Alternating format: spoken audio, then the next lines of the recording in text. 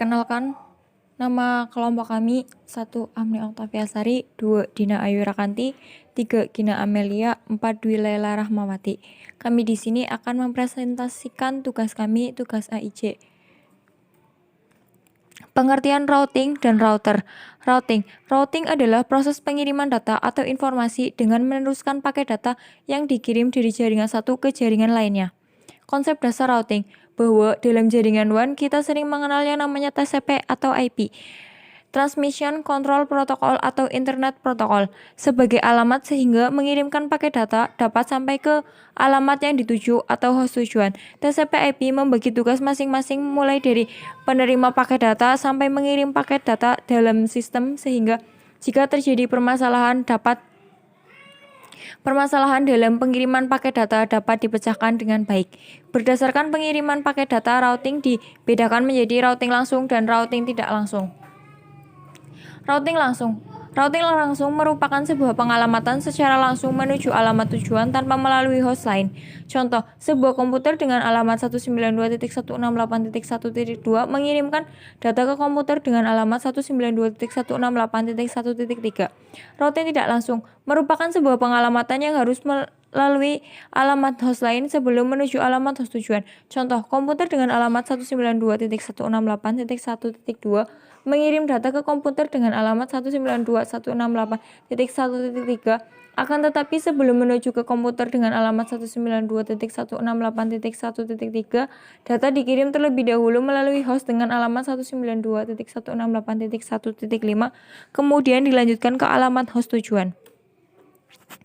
Jenis konfigurasi routing. Minimal routing merupakan proses routing sederhana dan biasanya hanya pemakaiannya lokal saja. Static routing dibangun pada jaringan yang memiliki banyak gateway. Jenis ini hanya memungkinkan untuk jaringan kecil dan stabil. 3. Dynamic routing biasanya digunakan pada jaringan yang memiliki lebih dari satu rute. Dynamic routing memerlukan routing protokol untuk membuat tabel routing yang dapat memakai resource komputer.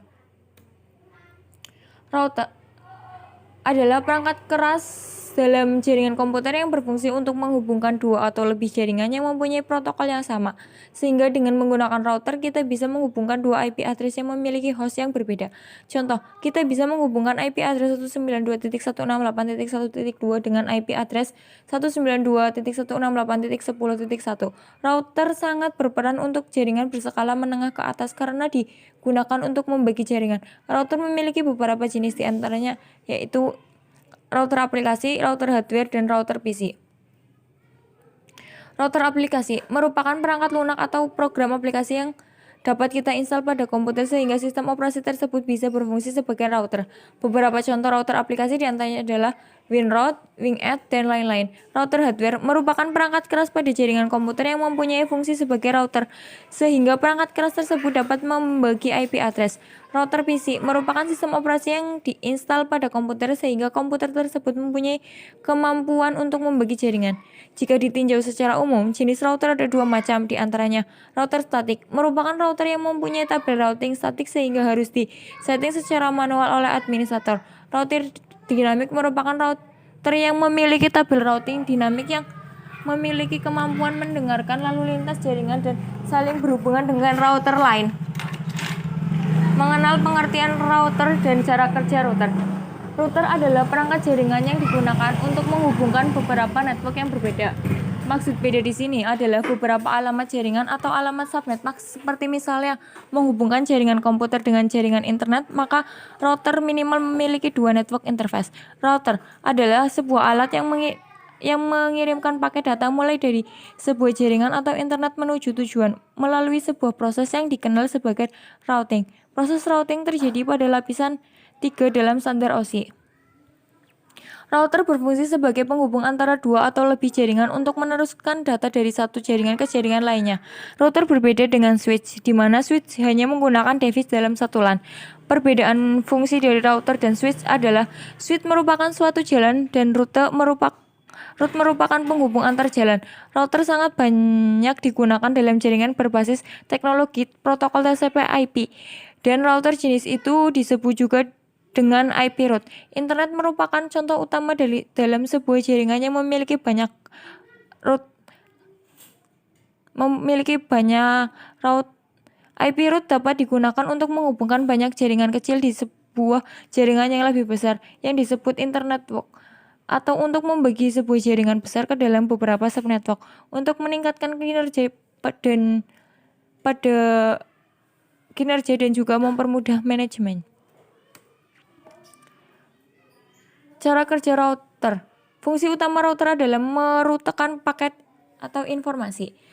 Sebuah router memiliki kemampuan routing, artinya router secara cerdas dapat mengetahui kemana rute perjalanan informasi atau paket akan dilewatkan. Apakah ditunjukkan untuk host lain yang satu network ataukah berada di network yang berbeda. Untuk menjalankan fungsi tersebut, router menggunakan tabel yang disebut dengan tabel routing table.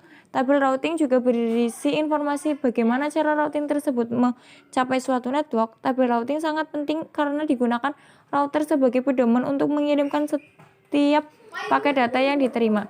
Jika paket-paket ditinjau untuk host pada network lain sesuai dengan tabel routing, maka router akan meneruskan ke network tersebut. Jika paket-paket ditunjukkan untuk host yang satu network atau tidak tabel routing, maka router akan menghalangi atau tidak akan meneruskan paket tersebut.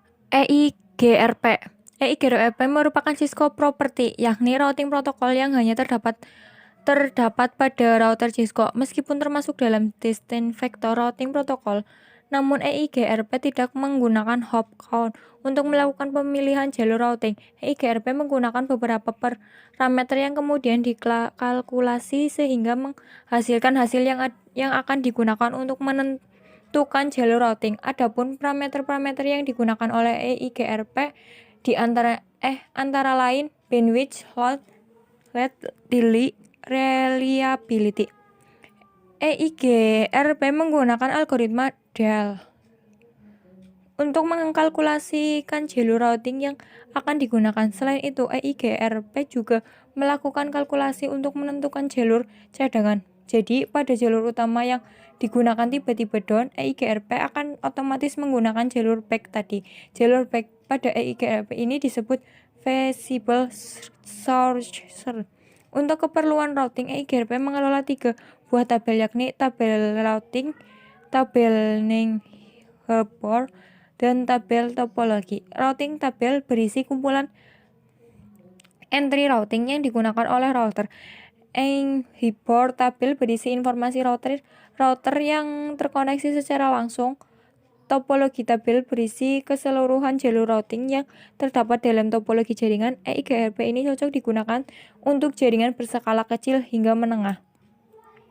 Untuk kelebihannya yaitu 1. Mendukung VLSM dan CIDR, memiliki hop count maksimal 224, proses konvergensi yang cepat, memiliki jangkauan network yang lebih luas dari RIP, mampu menonaktifkan auto summary route.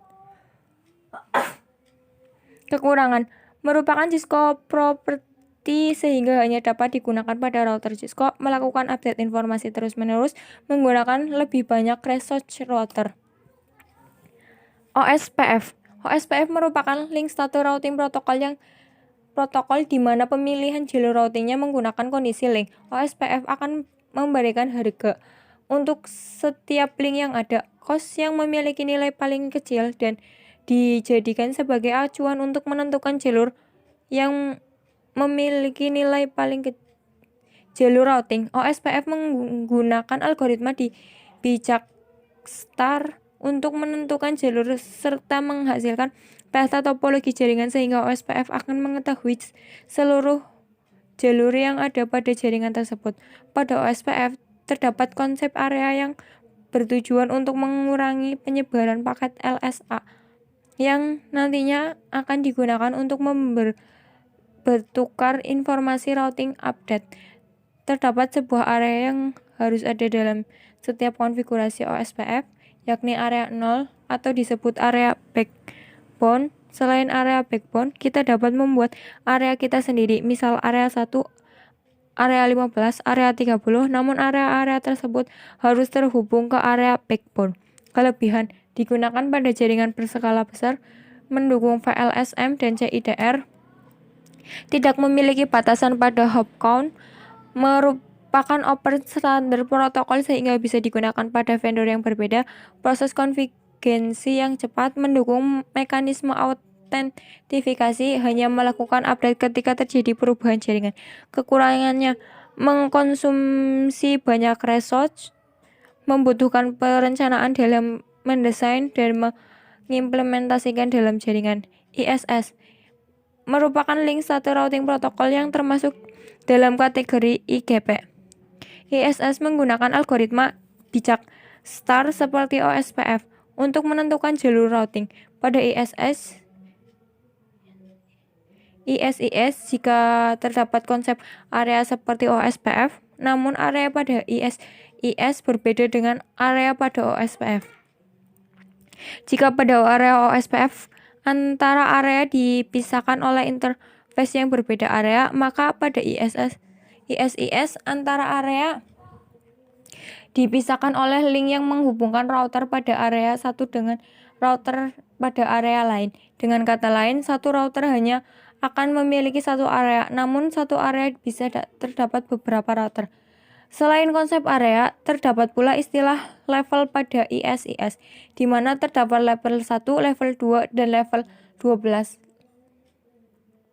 Level 1 merupakan intra-area router yang hanya mengetahui jalur routing dalam suatu area. Level 2 merupakan backbone router mengetahui seluruh jalur routing, baik intra-area maupun intra-area. Level 12 yakni router yang menerapkan kebijakan level 1 maupun level 2. Routing pada level 1 sampai 2 akan memiliki dua database, satu untuk level 1, satu lagi untuk level 2. Kelebihan: memiliki keamanan yang lebih terhadap informasi routing update, mendukung VLSM dan CIDR, proses konvergensi yang cepat, skalable, hanya melakukan update ketika terjadi perubahan jaringan. Kekurangannya, konfigurasi lebih rumit. BGP merupakan satu-satunya routing protokol yang berfungsi sebagai exterior gateway protocol. BGP menghubungkan router-router yang berbeda. BGP terletak di bagian terluar dari suatu AS. BGP termasuk dalam kategori Advanced Distance Vector, namun kenyataannya dalam pemilihan jalur BGP tidak hanya menggunakan acuan jarak, namun juga menggunakan parameter dan atribut lain yang lebih kompleks. Bahkan pada yang menyebut BGP sebagai path vector routing protokol, karena BGP tidak hanya menentukan jalur terbaik best path, tapi juga membutuhkan mekanisme routing yang bebas dan routing loop. BGP sering digunakan untuk koneksi antara ISP. Dalam penerapannya nanti akan ada kebijakan-kebijakan antara pihak yang menggunakan BGP sehingga akan mempengaruhi konfigurasi dari BGP itu sendiri. Kelebihan: 1. Lebih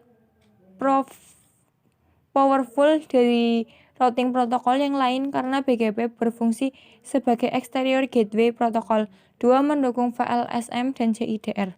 Kekurangan: konfigurasinya lebih kompleks. Default router. Default router adalah jalur default untuk paket yang mempunyai alamat network tujuan tentu tetapi tidak dapat di routing tabel routing yang disinggahi. Jika terdapat default router yang disebut dengan router tersebut, maka paket tersebut akan mengikuti router default yang telah diterapkan. Default router digunakan untuk melakukan routing terhadap banyak IP yang tidak memungkinkan untuk dimasukkan satu persatu. Kelebihan dan kekurangan default route. Kelebihan: konfigurasinya cukup simpel, cukup memasukkan satu perintah, maka semua route akan dapat dilewati. Kekurangannya, terdapat routing yang tidak diperlukan. Karena default router, kemungkinan semua router akan menerima routing yang tidak diperlukan. Hal ini dapat meningkatkan penggunaan hardware dan membuat router menjadi lebih lemot atau lelet.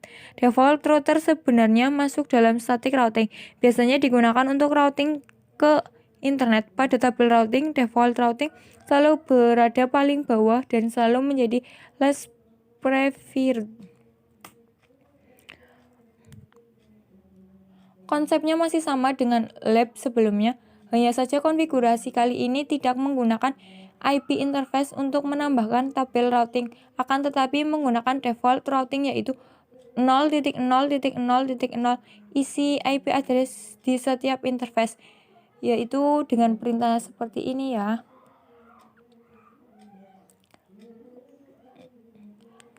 Perintahnya nggak usah dijelaskan, bisa Anda lihat sendiri.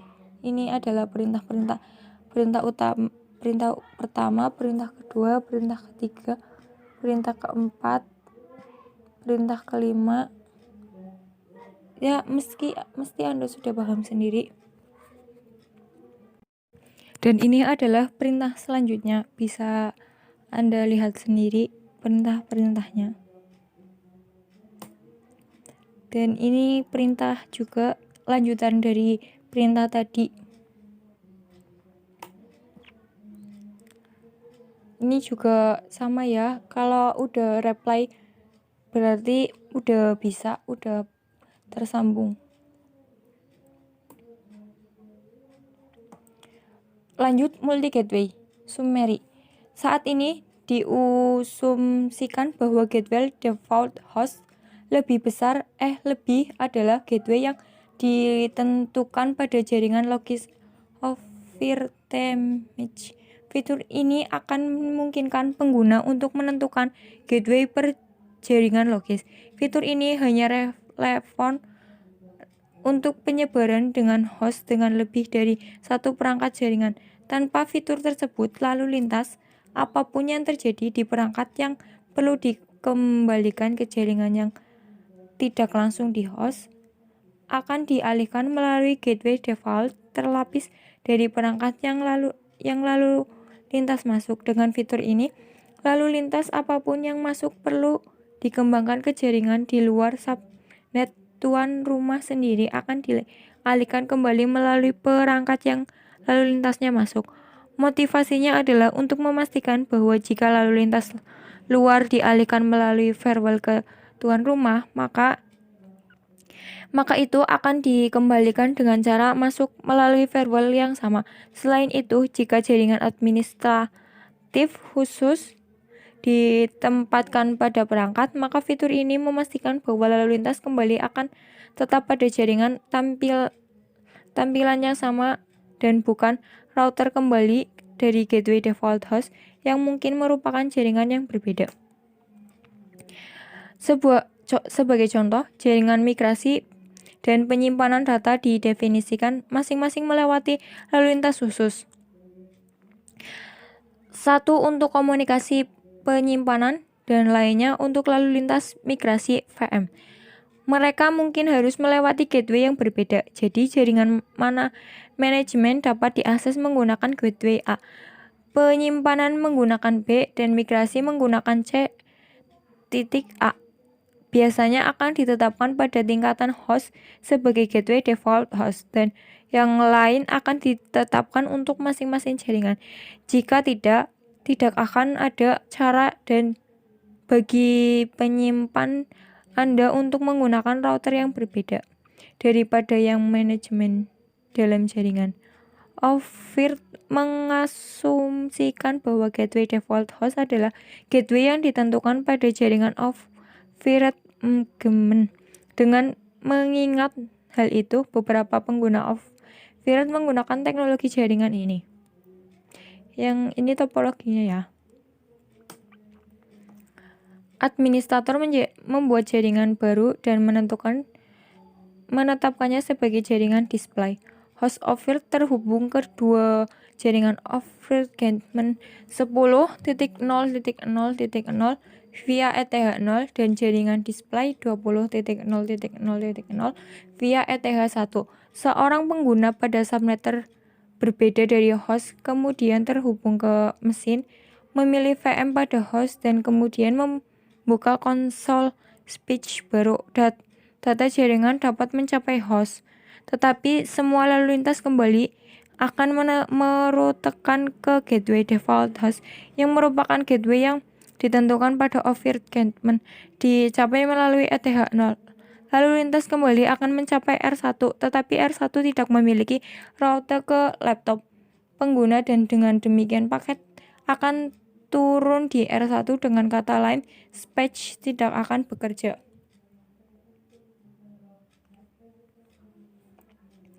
Secara lebih sederhana, ping tidak akan berfungsi dari laptop pengguna ke host over dengan asumsi mereka tidak berada di jaringan yang sama. Lalu lintas akan mencapai host dengan sukses, tetapi semua lalu lintas kembali akan dialihkan melalui gateway default host melalui ETH0. Paket 0 akan mencapai R1 dan kemudian akan jatuh karena R1 tidak dapat merutekan ke laptop pengguna. Solusi manual atau bagaimana admin sistem Linux mengatur beberapa gateway pada host adalah membuat tabel routing untuk setiap subnet IP yang dikonfigurasi pada host dan aturan routing sumber untuk menggunakan setiap tabel sebagaimana mestinya. Berarti jika sebuah paket ditakdirkan untuk IP yang dikonfigurasi pada ETH0, misalnya 10.0.0.1, maka ketika membuat paket kembali IP sumber akan 10.0.0.1 tuan rumah kemudian akan pergi ke aturan yang dikonfigurasi dan melihat bahwa ketika routing dari 10.0.0.1 ia harus menggunakan tabel routing yang spesifikasi yang memegang gateway untuk jaringan 10.0.0.0. Dengan kata lain, selama lalu lintas 10.0.1 akan kembali melalui NIC 10.0.0.1 dan semua lalu lintas ke IP host lain sebagai gantinya akan kembali melalui NIC IP tersebut. Dengan begitu, lalu lintas keluar dengan cara sama seperti saat masuk. Manual configuration expandable tuan rumah Swiss 02 terhubung melalui ETH0 ke satu router dan melalui ETH1 dijabatani lebih dari overgate ke router lain. Kami mengkonfigurasikan jaringan display pada ETH0 NIC. The IP address ETH0. Ini adalah perintah ya yang akan nanti dimasukkan, dan the IP address on configure juga sama perintahnya, bisa Anda lihat sendiri. Dan juga list of the host routing table. Mungkin Anda sudah paham lah. The routing table set for ETH0. Terus the routing table stub for engagement. The reload switch tell the host when to use as routing table. Dan ini adalah perintah semua dari yang tadi seperti yang kayak di atas. Ini perintah. And final, here is the host many routing table. Ini kayak perintah terakhir dari routing table. Solusi otomatis. Solusi yang diusulkan adalah membuat skip path yang mengharapkan alamat IP baru, subnet mask, nama jaringan, dan gateway. Script kemudian akan menggunakan perintah yang sesuai untuk menghasilkan tabel routing baru, mengisinya dengan 2 baris, satu untuk menghubungkan jaringan IP jaringan dengan NIC dan yang lain yang mendefinisikan gateway menghubungkan jaringan IP jaringan dengan NIC dan yang lain mendefinisikan gateway. Akhirnya, script akan menambahkan 2 atau aturan baru yang menentukan kapan harus menggunakan tabel routing baru. Tentu saja, aturan menentukan untuk menggunakan tabel perutaan baru setiap kali lalu lintas ditakdirkan ke atau dari jangkauan jaringan IP baru. Sebagai contoh, lihat bagian sebelumnya. Script lain akan dibuat untuk memberikan efek yang disebutkan di atas. DHCP. Selama instalasi FDSM, script tambahan akan dibuat di bawah ETH DHCP decline disebut short routing SH. Kami akan menggunakan kite DHCP untuk memanggil script baru kami setiap kali antarmuka DHCP dinaikkan atau turun. IP static. Kami akan memanggil script yang disebutkan di atas untuk antarmuka yang dikonfigurasi secara statik selama add network dan del network. Dua file akan dibuat selama add network. Del network akan menghapus file yang sama. File-file tersebut adalah root dan aturan. Ditampilkan ringkasan. Beberapa kode gateway akan dipanggil setiap kali antarmuka DHCP naik atau turun atau via kite DHCP kami, dan akan membuat dan menghapus aturan yang diperlukan setiap kali dipanggil. Untuk antarmuka yang dikonfigurasi secara statis, itu akan dipanggil sekali selama ada di network dan sekali selama del network. Ini berjalan akan menempatkan script init yang pada gilirannya akan dipanggil selama ufup dan ifdon. Perbaikan.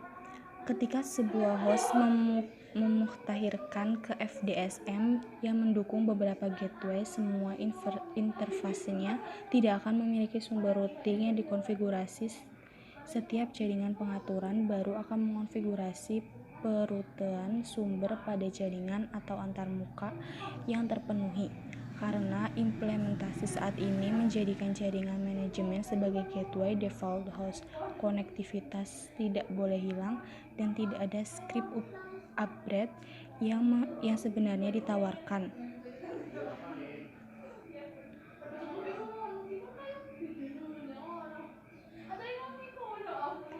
Keuntungan signifikan dari implementasi yang diusulkan saat ini adalah bahwa tidak ada perubahan API antara Engine dan FDSM yang diperlukan. FDSM mampu menyaring gateway dari kata kerja setup network saat ini. REST dan Engine saat ini hanya ketika mengatur jaringan manajemen gateway dapat ditentukan dengan fitur ini. Setiap jaringan dengan alamat statis mungkin memiliki gateway yang akan mengontrol perutean sumber untuk laman itu. Pengujian. Siapkan jaringan seperti dijelaskan di atas. Yang paling penting, letakkan klien rempah-rempah Anda di luar subnet host sendiri. Pastikan lalu lintas rempah-rempah berjalan melalui host yang ditunjuk. Tes di atas dengan alamat statis dan DHCP. Bridging atau bridge. Pengertian bridging atau bridge merupakan sebuah alamat yang bisa menghubungkan suatu jaringan komputer yakni LAN (Local Area Network) dengan jaringan LAN yang lain. Bridge tersebut bisa menghubungkan tipe jaringan komputer yang berbeda, atau contohnya seperti Ethernet atau juga Fast Ethernet, atau tipe jaringan yang serupa lainnya. Bridge ini juga ialah alamat yang dapat mempelajari alamat link yang terdapat pada setiap perangkat yang terhubung dengannya dan juga dapat mengatur alur frame itu dengan berdasarkan alamat tersebut. Macam-macam jenis bridge sebagai berikut. A. Bridge lokal. Bridge lokal ini merupakan jenis bridge paling sederhana. Bridge lokal ini dipergunakan yakni sebagai pemecahan jaringan pada lokasi yang berdekatan, serta biasanya dapat atau bisa dilakukan dengan menggunakan koneksi kabel biasa. B. Bridge remote. Bridge remote ini merupakan jenis bridge yang digunakan untuk membuat suatu bentuk WAN yang basicnya itu merupakan LAN. Jadi, suatu jaringan itu dapat dibuat menjadi jaringan yang lebih luas dengan menggunakan bridge remote. Dengan begitu, komunikasi antara instansi yang memiliki lokasi cukup jauh dapat atau bisa tetap terjalin dengan menggunakan koneksi jaringan LAN. C. Bridge wireless. Bridge wireless ini terkadang diimplementasikan pada penggunaan hotspot. Bridge wireless ini akan menggabungkan koneksi kabel dengan koneksi tanpa kabel. Untuk dapat menerima sinyal data, memakai kabel, sedangkan untuk dapat meneruskan serta mentransmisikan data, itu digunakan koneksi wireless atau nikabel. Fungsi bridge. A. Untuk penghubung antara dua jaringan di tempat jauh secara geografis. Diilustrasikan saja di sebuah universitas. Terdapat beberapa bangunan yang terpisah, itu cukup jauh. Akan lebih ekonomis untuk memiliki LAN yang terpisah di berbagai bangunan serta menghubungkannya dengan bridge. Otonomi dari beberapa jaringan seperti ini jaringan perkantoran. Tiap-tiap departemen itu memiliki kepentingan masing-masing, mempunyai komputer pribadi, workstation, dan juga servernya sendiri. Tiap-tiap departemen yang tujuannya itu berbeda akan lebih baik dengan menggunakan jaringan yang berbeda namun terhubung dengan menggunakan bridge. C. Untuk mengakomodasi beban jaringan apabila sebuah universitas banyak workstation yang kelebihan beban disebabkan banyak digunakan oleh mahasiswa dan juga dosen untuk dipakai meminta file yang berada di mesin server digunakan untuk mengunduh ke mesin pengguna itu dengan berdasarkan permintaan. Misalkan ukuran file besar, maka hal tersebut akan sedikit menghambat penyimpanan di LAN tunggal, sehingga akan lebih baik apabila menggunakan dua LAN yang dihubungkan ke bridge. Cara kerja bridge. Untuk dapat memahami cara kerja bridge ini bisa disamakan seperti repeater yang cerdas. Repeater ini bekerja yakni dengan proses menerima sinyal yang datang dari sebuah kabel jaringan dan juga melaksanakan amplifikasi pada sinyal itu. Lalu kemudian itu mengirimkan sinyal itu ke kabel jaringan yang lainnya. Repeater itu juga melakukan proses ini secara buta tanpa mengamati isi pesan yang terkandung di dalam sinyal tersebut. Kelebihan dan kekurangan bridge. A. Kelebihan dari bridge ini ialah hanya dapat bekerja pada lapisan data link, sehingga dari hal tersebut tidak dapat terjadi transmisi dari satu protokol ke protokol lainnya, serta bridge juga mampu mendukung beberapa protokol seperti misalnya NetBEUI serta LAT yang tidak harus dilayani oleh router. B. Kekurangan bridge ini mempunyai kekurangan seperti tidak dimungkinkannya transmisi dengan melalui jalur atau protokol yang berbeda, serta bridge juga hanya dapat meneruskan paket dari satu jaringan ke jaringan yang lain dengan kecepatan 10 Mbps, dan juga bridge ini juga dapat meneruskan transmisi itu tanpa dapat menerjemahkan komunikasi antar protokol. FLMS atau Variable Length Subnet Mask. FLMS adalah jenis perhitungan subnetting di mana panjang subnet mask yang kita berikan akan disesuaikan dengan banyaknya jumlah host di setiap subnet tersebut. Ada dua teknik perhitungan subnetting FLMS, Fixed Length Subnet Mask. Satu network kita pecah-pecah menjadi beberapa network atau subnet di mana setiap lebar subnet yang satu sama dengan lebar subnet yang lainnya. FLMS, Variable Length Subnet Mask. Kebalikannya, sebuah network yang kita subnet menghasilkan subnet yang berbeda panjang subnet masknya antara subnet satu dengan yang lainnya. Sebagai permulaan, ini topologi akan dibahas seperti pada gambar di samping. Satu teknik dengan FLMS atau Fixed Length Subnet Mask dari IP space 192.168.10.0/24. Berarti kita punya 254 lebar host yang bisa dihitung-hitung atau dialokasikan. Nah, kalau FLSM, lebar setiap subnet yang kita buat nanti sama semua. Di sana kan cuma ada 3 network dari 192.168.10.0/24 dibagi menjadi 3 network. Kita bisa pakai /26 untuk setiap subnet atau workstation LAN, point-to-point server LAN, sama semua. Lebar host dari /26 adalah 64 dengan 62 valid host, ya kan /24 akan habis jika dipakai 4 kali /26, sedangkan kebutuhan network kita cuma 3, berarti ada satu blok /26 yang tersisa, bisa digunakan juga untuk spare. Contoh FLSM1 pada gambar tersebut.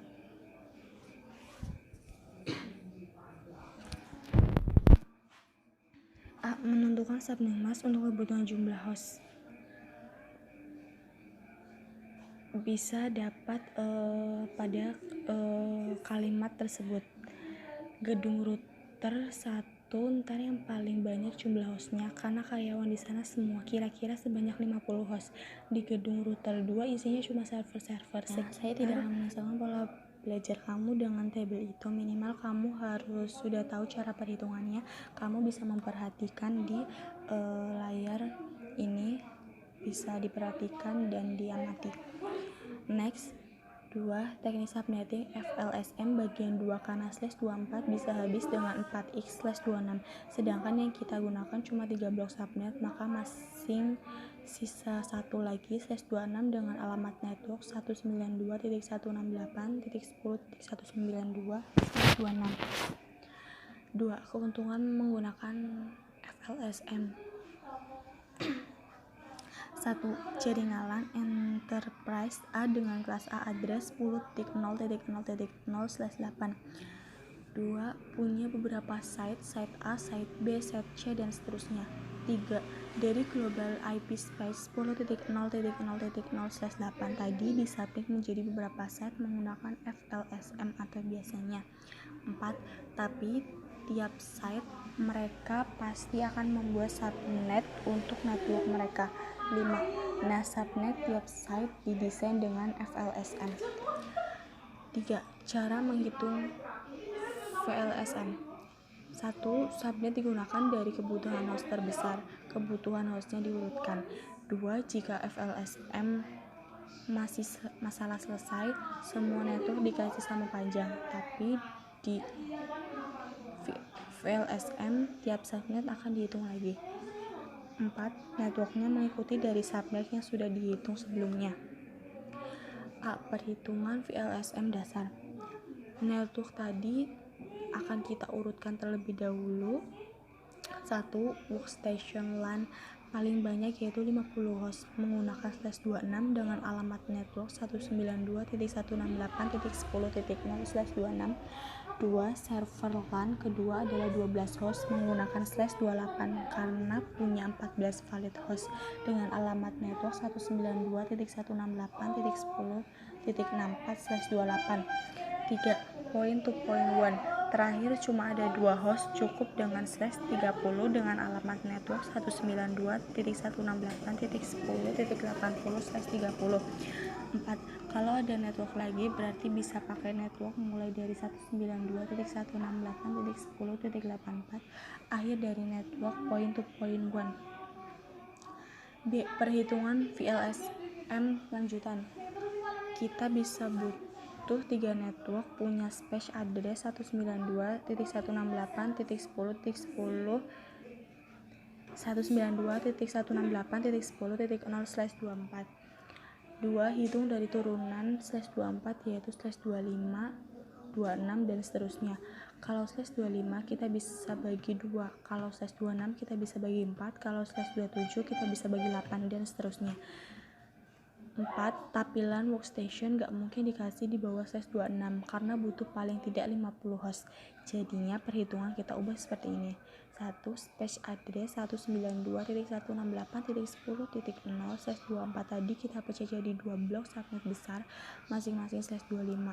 Workstation LAN 192.168.10.0/25, server LAN dan WAN 192.168.10.125/25. 2. Server LAN dan WAN kita pisahkan lagi dari total IP space 192.168.10.128/25. Server LAN 192.168.10.128/26, WAN 192.168.10.192/26. Maka topologi yang kita buat jadinya seperti berikut, seperti yang di layar kaca. C. Pengalokasian sisa IP address seperti gambar di layar kaca Anda. 4. Desain subnet yang efektif dengan VLSM dan FLSM. Di sana sudah dijelaskan bahwa ketika membuat subnet, 1. Bedakan network LAN dan WAN. 2. Bisa dengan satu kelas IP asal jauh jaraknya. 3. Atau bedakan kelas IP address-nya. Ini salah satu contohnya, bisa kalian amati. Notasi CIDR. Dalam sebuah penulisan IP address atau IP log, sering kita jumpai tanda prefix atau disimpulkan dengan slash di bagian akhir suatu IP address. Misal 192.168.1.5/24, 192.168.100.11/27, 10.10.12.4/18 dan sebagainya. Kembali lagi ke notasi CIDR.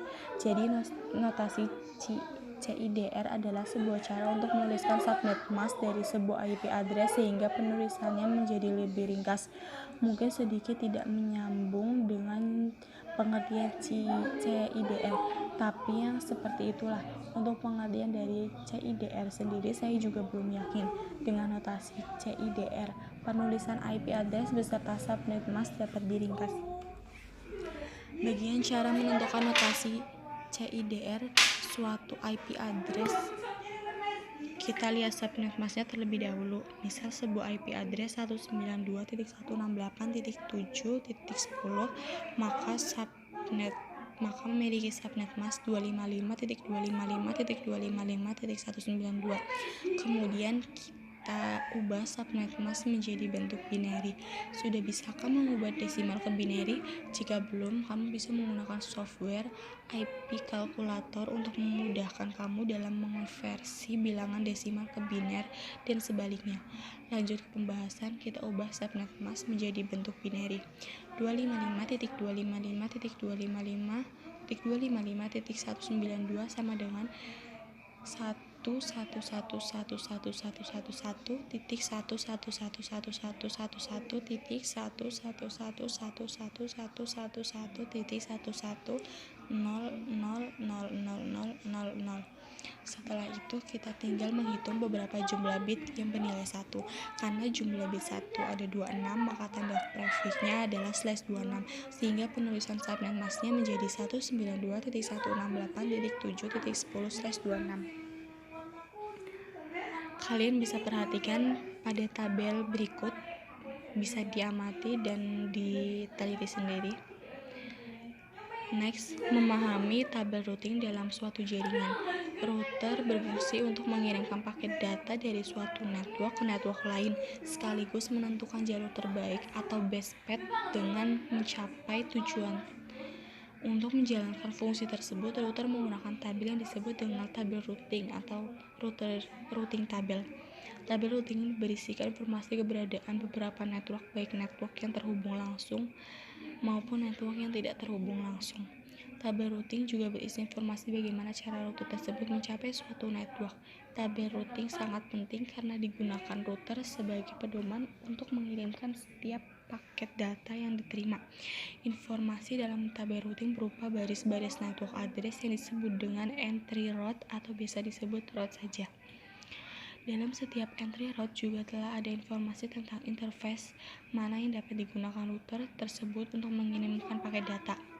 Jika router menerima paket data, maka router akan memeriksa IP address tujuan dari paket tersebut. Router kemudian mencocokkannya dengan network address yang ada pada setiap entry di dalam tabel routing. Entry dalam tabel routing.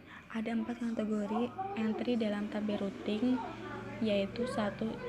Directly connected network. Entry ini akan muncul pada interface router diaktifkan dan dikonfigurasi IP address.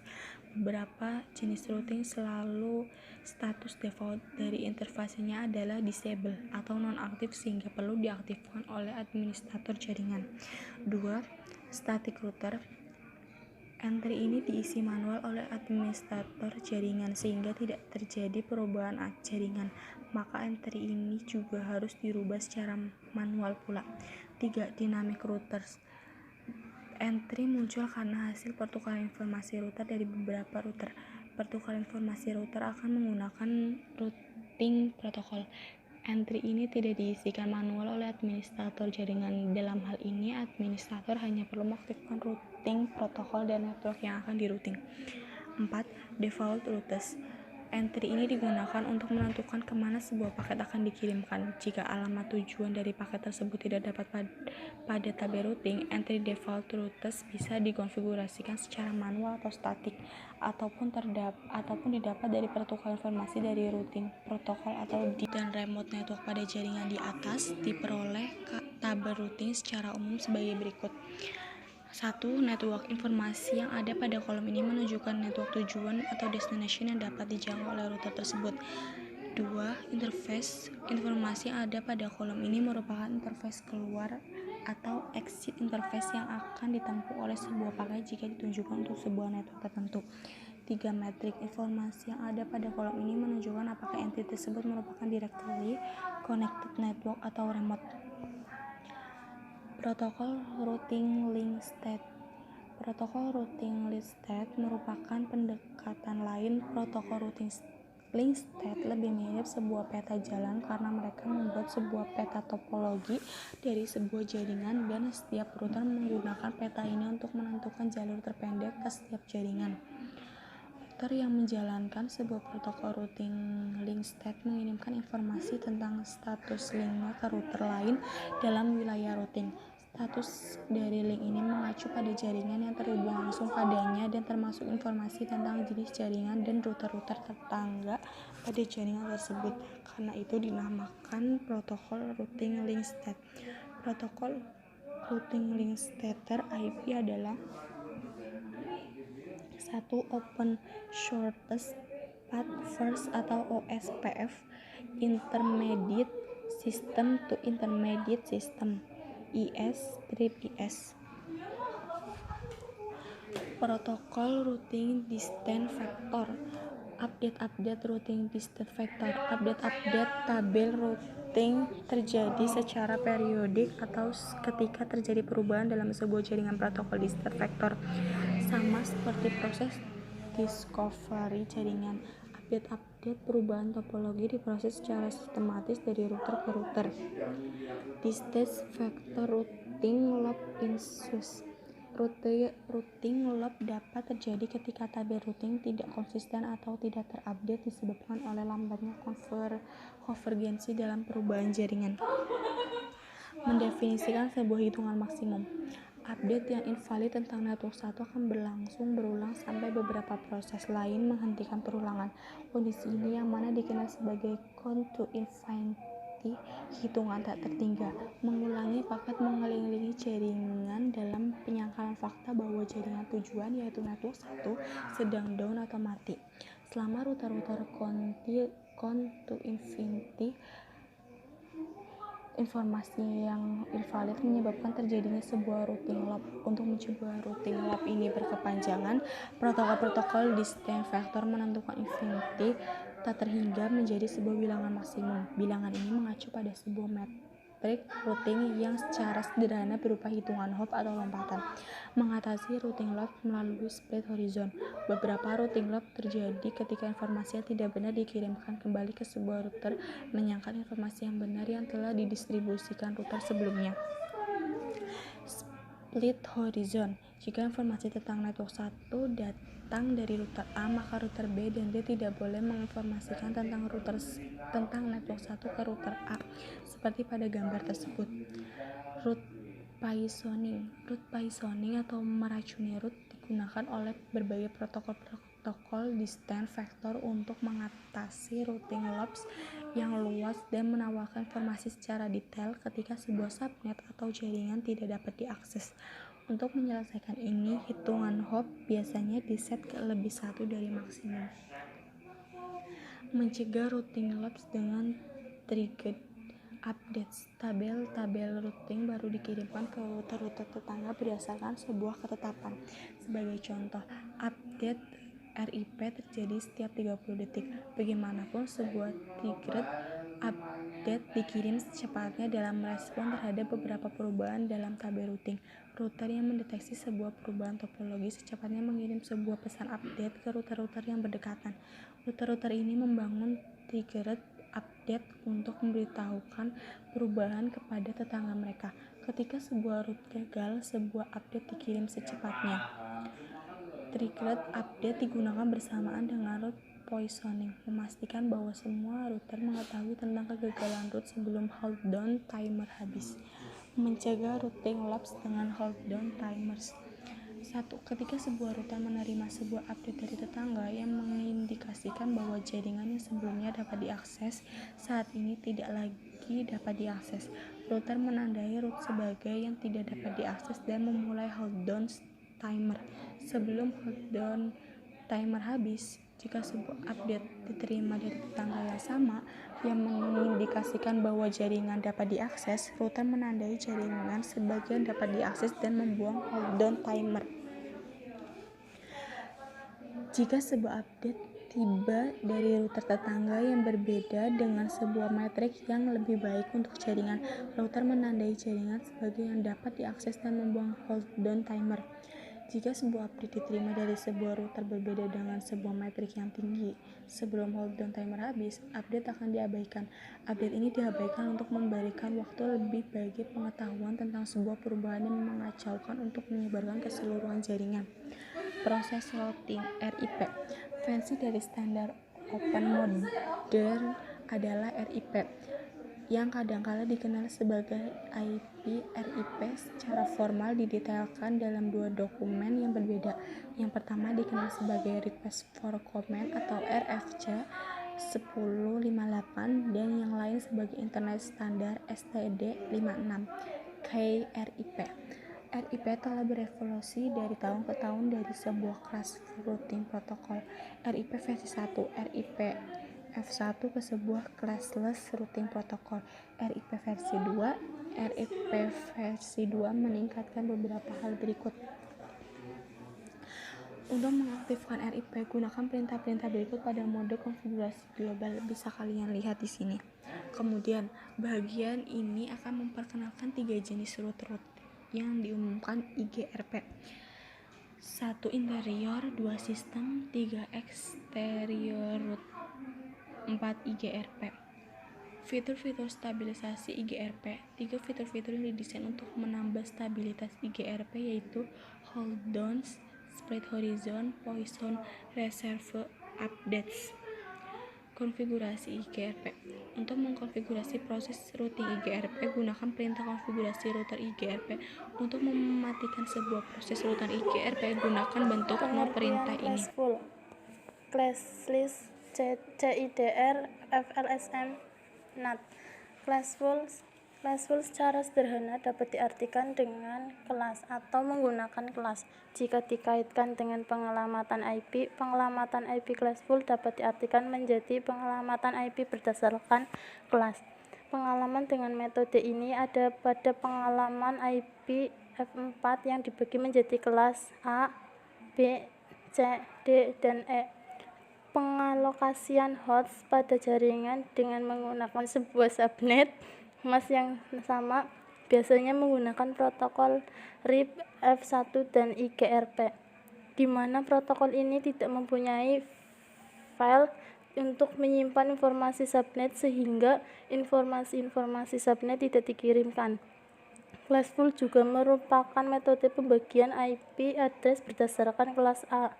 Kelas di mana IP address yang berjumlah sekitar 4 miliar dibagi ke dalam 5 kelas yakni address kelas A, 1 bit pertama IP address-nya 0, address kelas B, 2 bit pertama IP address-nya 10, address kelas C, 3 bit pertama IP address-nya 110, address kelas D, 4 bit pertama IP address-nya 1110, address kelas E, 4 bit pertama IP address-nya 1111. Kelemahan dari Classful Routing Protocol ialah tak dapat mensupport FLSMN. Classes secara sederhana dapat diartikan tanpa kelas jika dikaitkan dengan pengelamatan IP. Pengelamatan IP classless dapat diartikan menjadi pengelamatan IP tanpa mengenal kelas. Dengan cara menggunakan classless interdomain routing CID distance AD pada routing IP. Administrative Distance atau AD adalah fitur yang dimiliki oleh router untuk memilih jalur terbaik ketika terdapat dua atau lebih jalur menuju tujuan yang sama dari dua routing protokol yang berbeda. Administrative Distance menyatakan reliability dari sebuah routing protokol. Tiap routing protokol diprioritaskan terhadap yang lain dengan bantuan besaran atau nilai administratif distance atau AD. Jika Anda menggunakan router redistribution, Anda harus memodifikasi administrative distance dari routing protokol yang digunakan sehingga bisa melakukan prioritas. Contoh, Anda ingin router memiliki protokol RIP atau AD120 daripada IGRP atau AD100 ke tujuan yang sama. Anda harus memperbesar administrative distance untuk IGR lebih dari 120 atau menurunkan administrative distance RIP lebih kecil dari 100. Berikut contoh router R1 dan R2 yang terhubung via Ethernet. Interface loopback melakukan address RIP dan IGRP pada kedua router. Terlihat bahwa IGRP lebih disukai atau preferred daripada RIP pada type routing karena administrative distance-nya 100. Bisa dilihat sendiri itu caranya. Contoh, Anda menggunakan routing tabel R1 dalam hal ini dapat line ISDN yang berfungsi sebagai backup jika link utama atau primary down atau file. Berikut contoh routing statik untuk router ini. IP route 10.0.255.0.0.0. Jika interface Ethernet down atau file atau secara manual dijatuhkan shutdown pada interface Ethernet, floating static router segera beraksi dalam table routing. Semua traffic yang menuju network 10.0.0.0.8 selanjutnya akan melalui interface dialer 1 sebagai link backup. Berikut label routing setelah primary ring down. Memahami pentingnya load balancing. Load balancing adalah teknik untuk mendistribusikan beban trafik pada dua atau lebih jalur koneksi secara seimbang agar trafik dapat berjalan optimal. Maksimalkan throughput, memperkecil waktu tanggap, dan menghindari overload pada salah satu jalur koneksi. Load balancing digunakan pada saat sebuah server telah memiliki jumlah user yang telah melebihi maksimal kapasitasnya.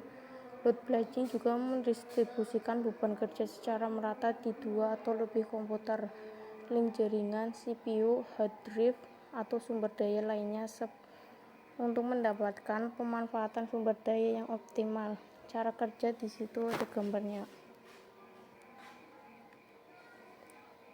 Adapun yang perlu dipahami kembali dari pentingnya menggunakan load balancing untuk website atau aplikasi berbasis web lainnya diantaranya 1. Waktu respon adalah manfaat terbesar untuk meningkatkan kecepatan akses website saat dibuka dengan 2 atau lebih server yang saling berbagi beban. Lalu lintas web masing-masing akan berjalan lebih cepat karena beban tidak berada pada satu server saja. Ini berarti Anda lebih banyak sumber daya untuk memenuhi permintaan halaman website. Yang kedua, dengan load balancing akan mewarisi sedikit redundansi. Sebagai contoh, jika website kita berjalan seimbang dari 3 server dan salah satu server bermasalah, maka 2 server lainnya dapat terus berjalan dan pengunjung website kita akan menjadi downtime apapun.